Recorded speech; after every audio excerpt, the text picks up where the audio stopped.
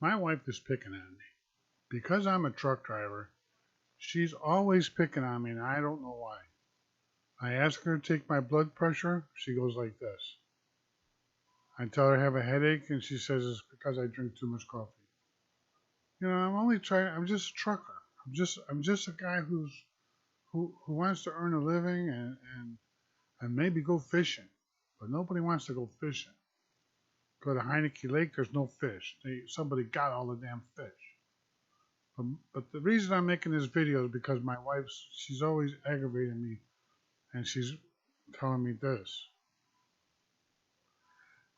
There's an article in the Wall Street Journal. I don't really care for the Wall Street Journal, but the title is Coronavirus Upends Trucking Networks with Heavy One-Way Flows. And I know this is kind of true. Drivers worry about the lack of hand sanitizers while some shippers and customers refuse to let them in.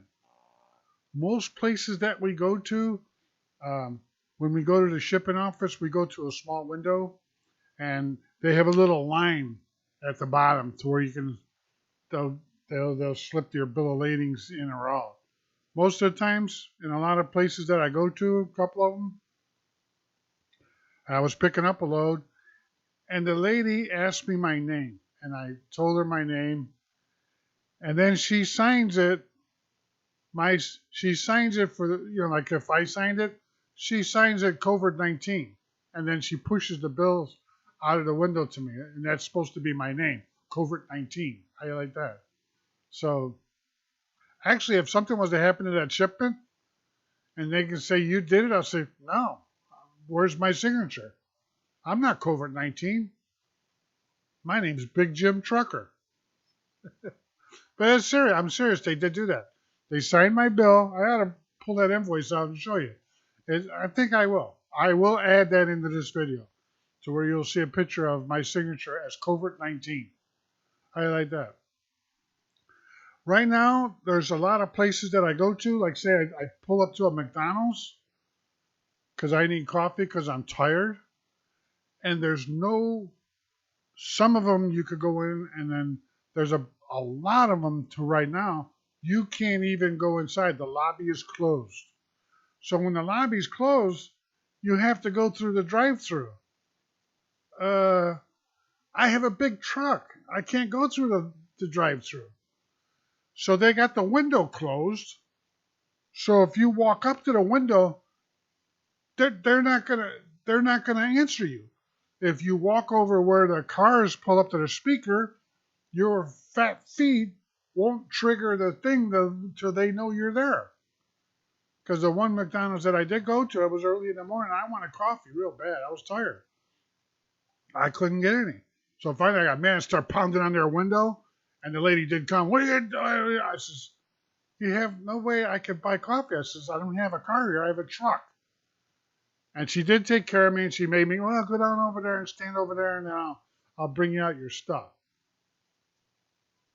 But a lot of places are like that. So the truckers are having a hard time if we want to eat, which is stupid. I mean, we're the only guys since the virus, well, other than hospitals and caregivers like that, the truckers have never stopped. I stopped for a little while, but most truckers, they're still doing it. I mean, we're still out there. We're away from home for weeks at a time. We get treated like crap when we go to places. A lot of places we can't get food, we can't eat. We're supposed to drive forever with no break, nowhere to stop. It's bad enough on the highways, we can't find a place to park. And you park at a truck stop, and amateur drivers beat your truck up or bust your fenders off your truck. So that's not a good solution either. So I like to park in the rest areas. But it's a shame. And then when you call in to try and get you a backhaul, there's no loads coming back because a lot of the companies are closed. And the ones that are open, I know it's the same thing as always. They want to give you $1.25 a mile or $1.50, and they think that's good stuff. When the price of diesel fuel coming out of Pennsylvania is $2.90 a gallon, and you get 6 miles per gallon. And then they wonder why truckers are going bankrupt every minute of the day. You can't live like that. But anyway, this article is talking about how uh, food deliveries are essential, but we can't get backhauls, and that's true. I mean, it's a shame. Trucking shipments to groceries and discount stores are soaring, growing more than 50% last week from the same week last year as retailers rushed to restock depleted shelves, and freight tracking technology provider Project 44 Incorporated. Other shipping customers, especially retailers and restaurants, are all shut down nationwide. So it's making it insane for the trucker. And now I know that I think it's in, I got to check the date on that. I'll update this as I'm editing it. But I think in September, the new hours of service come out to where we can split our 10-hour break. Again, or our 11-hour or our 10-hour sleep break. We can break it. It's crazy stuff. That's why some truckers are saying that they want to avoid sheltered in place orders based on lack of confidence in finding outbound freight. And matter of fact, I know this is true because I do it. There's some places that I don't want to take loads, like Minnesota. I don't want to take loads to Minnesota because getting stuff out of Minnesota is hard. So it makes it harder for the trucker because, and they're saying on here that it drives up prices on the spot market for trucking, where shippers book last minute transportation. The average price per mile to hire a big rig has shot up 12% since March 1st, according to online freight market DAT. The average price per mile to hire a big rig has shot up 12%. That's a lie. Because then that means that I would be making more money per mile on some of these loads. And that's not true. I can show you I can take and do a summary of the loads that I've pulled over the last couple of months, and I guarantee you that they're not up 12%. That's crazy. So this is fake information. And take it from somebody who's driving and owns the company. And many truck stops have closed their dining rooms, and there's a lot of places you can't.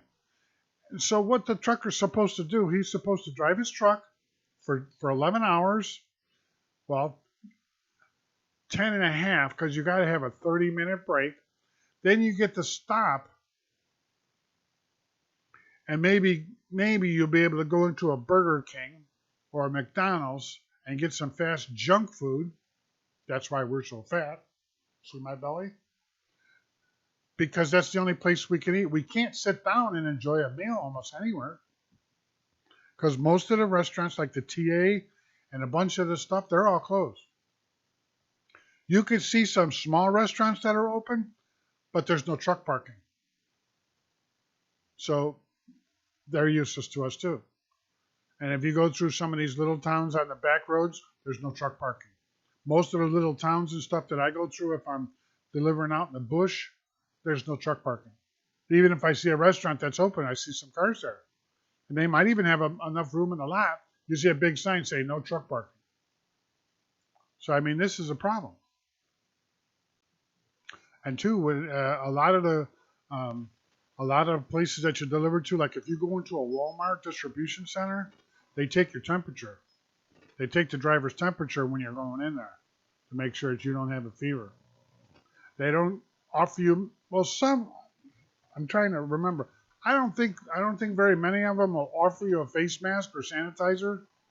I think a lot of the shipping offices, if you go in there, they'll have sanitizer there.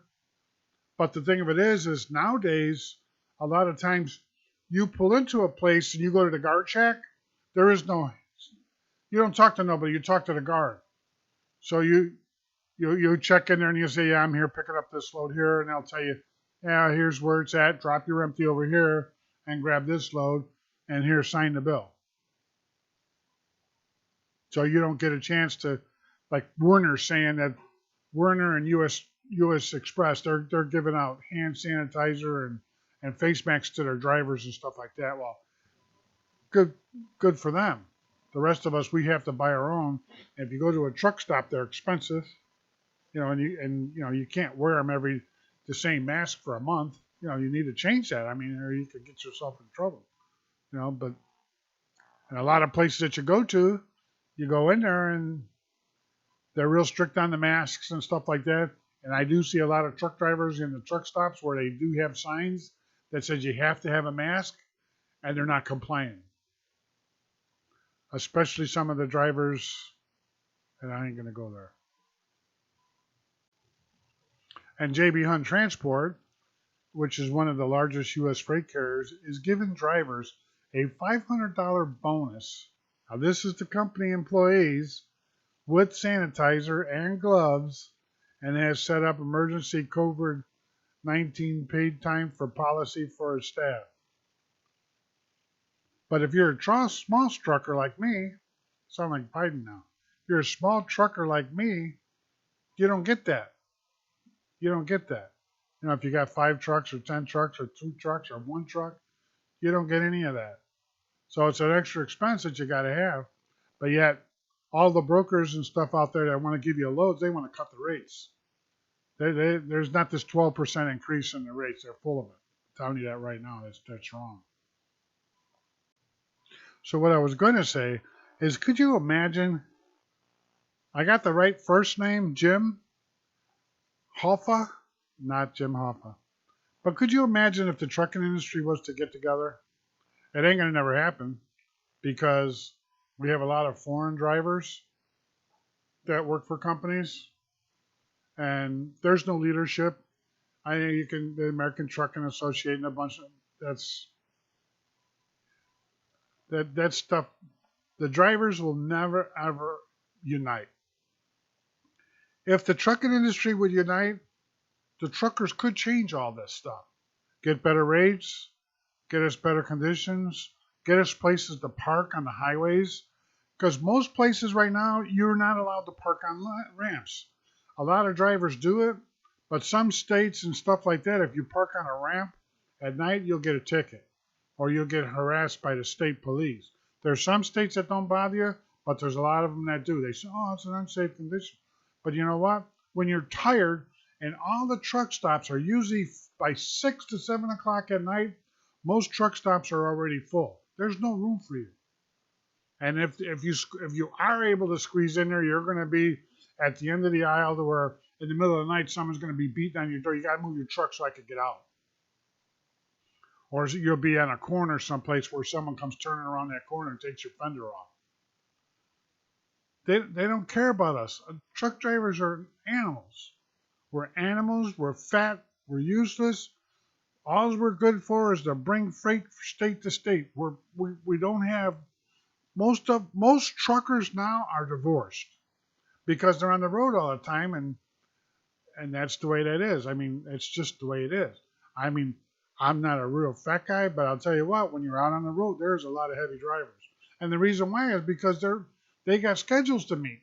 So a lot of times when you get tired, the only thing you can get is out of a truck stop is potato chips and stupid junk food, or because you can't get into a restaurant, or you can't get into someplace that's got decent food, so you're always buying crap. And you're drinking Pepsis. You can't drink coffee all the time, because for me, coffee really don't keep me awake. I think I can stay awake longer with a Pepsi than a can of coffee, but I don't drink pop like that. It's not good to do that. I just can't do it. So I mean, you can try tea and stuff like that, but none of that stuff keeps me awake. And I don't know how many drivers out there have that same situation, but we just can't keep awake. So we need to stop and park. And most of the places that you park, so you got to carry food with you in your truck, and you got to hope your fridge is working good and your microwave works good, and then you got to take the time to cook yourself a meal. After driving hours and hours and hours, you're going to stop and you're going to cook yourself a nice meal. You're tired. A lot of times when I head to the back of my bunk, man, I'm knocked out before my head even hits the pillow. And I know a lot of drivers do the same thing. We need more parking spaces. There's a lot of trucks out there in the week and not enough parking. So many people definitely look down on truckers. I think the reason is because they consider us mindless, skillless jobs. It's not glamorous. People on the roads and highways seem to have zero patience for the truckers, not realizing that that truck doesn't go from 60 to 80 in 4.5 seconds. And they find this kind of annoying because when we run up to on a truck that's running 62 miles an hour and the speed limit is 70, we have to get over and go around. Well, we can't just slop out there, and the cars won't give you a break. They really won't. You'll find a few that'll flash their lights, but see, as soon as a trucker turns on his left turn signal, cars think that means hurry up and pass me. And that's not what that means. It means I need to get over. Although I've been trucking since '76, so when I turn my left turn signal on, I'm not asking you I'm getting over. I'm telling you I'm getting over because I have to get over. And I think most truckers are the same way now. You got to, because if you turn your signal on and you try to be a nice guy, every car is going to just keep coming up alongside of you, and you're never going to be able to get out. So then you're slowing down. So now when you do get a break and you do come out in the left lane, you're going 63 miles an hour, and it takes a while to get back up to 70 miles an hour to get around that truck. And by that time, you might catch a hill, or you might catch something, or you might run up on grandma and grandpa driving their car at 55 miles an hour on the highway, and I see it all the time. So that's why a lot of time people are looking down on truckers. They don't realize it. Or you get somebody who wants to brake check you because you held them behind you so long because you're waiting to go around a J.B. Hunt or a Schneider or me, somebody, that when they finally do get a chance to go around you, they flip you off. They flip you off like, Jesus Christ, you held me back for 45 seconds. I could have been 2 more miles down the road than I am right now. Seriously. So they'll cut in front of you, no signal, and then start hitting their brakes. Because I have 18 wheels and I have 18 brakes. So they think.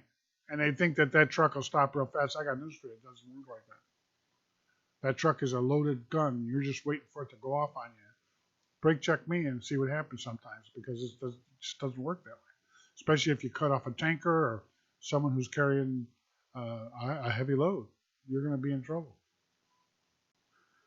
So when you wonder why they are with the truckers, you're trying to think about some of the stuff I said and maybe give a trucker a break once in a while. It would be kind of nice to give us a break and maybe look at some of the stuff that I'm talking about and see that it's true. I mean, especially the part where truckers are not rich people. I mean, you see some guys that's got real big rigs and stuff like that, and maybe their rig is all chromed out. It's a big old Peterbilt or stuff. But more than likely, to have that Peterbilt, he lives in it and don't have a home life. It's a hell of a sacrifice. Unfortunately for me, I only have a Freightliner, so I don't do that. I'm home usually on the weekends, or I try to be, and just trying to make a living. So if you see a trucker, maybe instead of flipping them off, congratulate them for getting their dog food to your store on time so that your dog could eat. Anyway, peace. See you later.